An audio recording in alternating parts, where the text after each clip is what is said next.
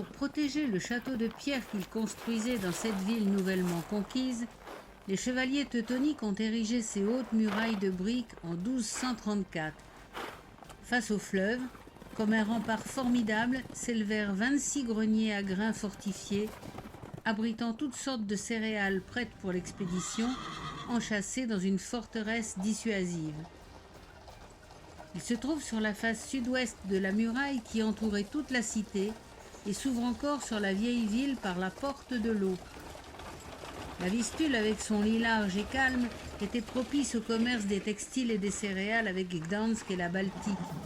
Mais la Vistule était aussi un chemin d'invasion facile pour d'éventuels pillards ou des conquérants mal intentionnés.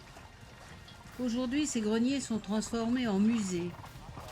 Devant la porte de l'eau et sa roue à aube, une statue du Flissac, ce batelier du Dunajec dans les Carpates.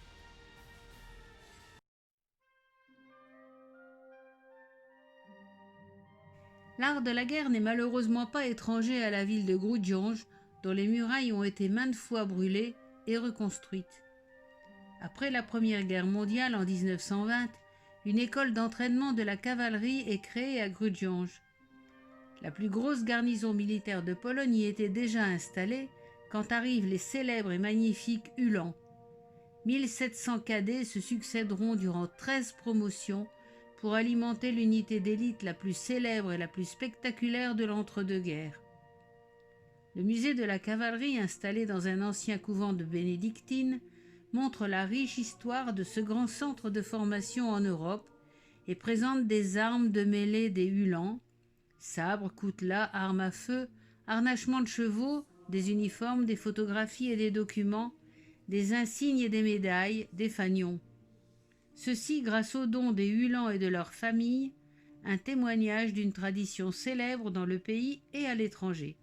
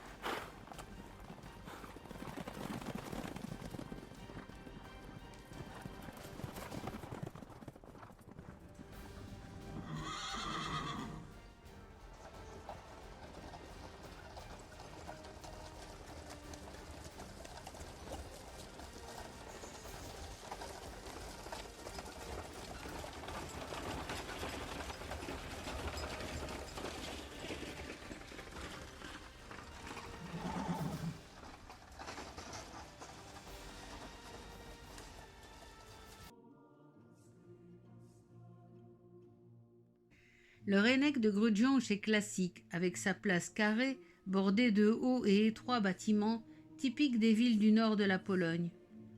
L'hôtel de ville au centre et l'église sur un angle. Mais la restauration des maisons n'a pas conservé les sculptures et peintures en trompe-l'œil des bâtiments anciens. L'aspect est pimpant, mais sobre.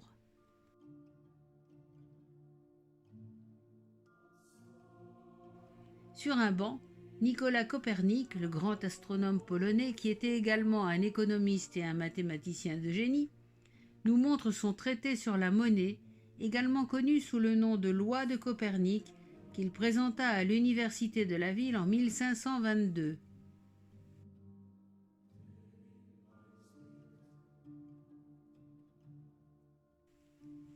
L'église de l'évêque Saint-Nicolas est une basilique construite au début du XIVe siècle et qui fut protestante entre 1655 et 59, date où elle est détruite par un incendie, puis reconstruite. En 1896, l'intérieur est entièrement restauré et de nouveaux vitraux sont installés. Mais elle est de nouveau détruite en 1945. Elle sera reconstruite dans sa forme actuelle. C'est une église gothique à 3 nefs, sur le type des églises halles, avec une tour du côté ouest. L'intérieur possède des voûtes étoilées, des peintures polychromes de style gothique tardif, des fonds baptismaux avec une cuve romane du XIIIe siècle. L'autel principal, baroque, date de 1728 et il reste des mobiliers de tous les siècles précédents.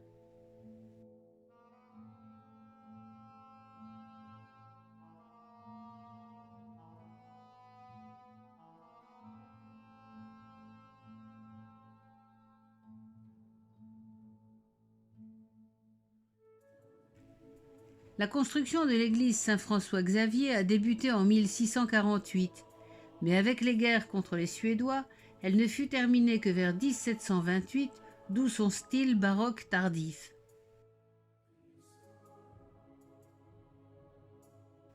Les étonnantes polychromies des murs ont été réalisées dans un style sino-japonais inspiré par les missions de Saint François-Xavier en Inde et en Chine, et c'est une rareté de style en Pologne.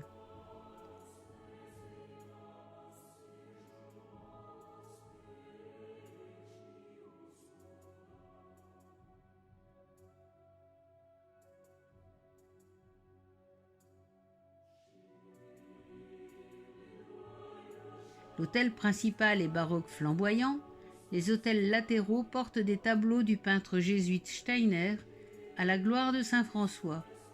L'église est tenue par des frères maristes.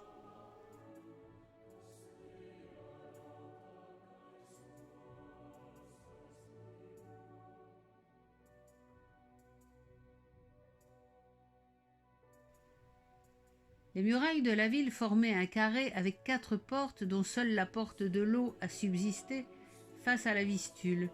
Elles comportaient des tours rectangulaires dans les murs et une tour octogonale et un bastion à l'angle nord-ouest. Ces murailles datent du XIVe siècle.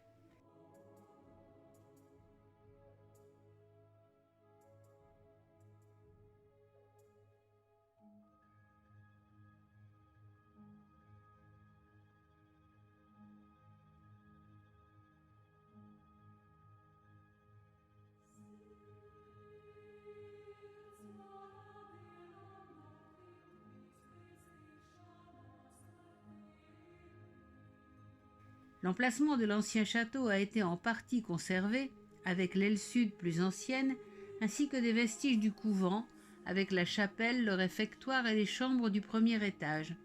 L'étage au-dessus était occupé par des pièces de stockage.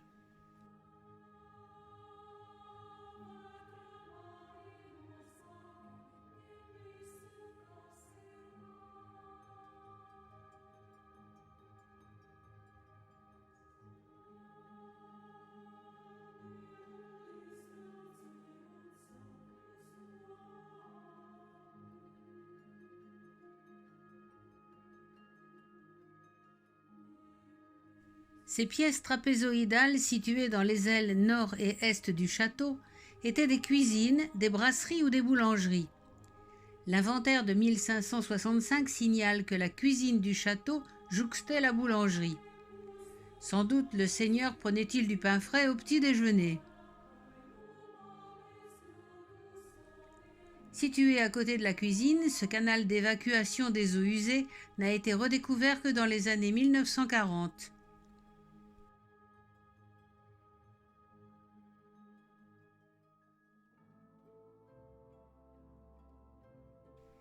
La tour Klimek dominait le château. Elle a été entièrement refaite, ce qui nous permet d'admirer une vue superbe de Grudjonge et de la Vistule.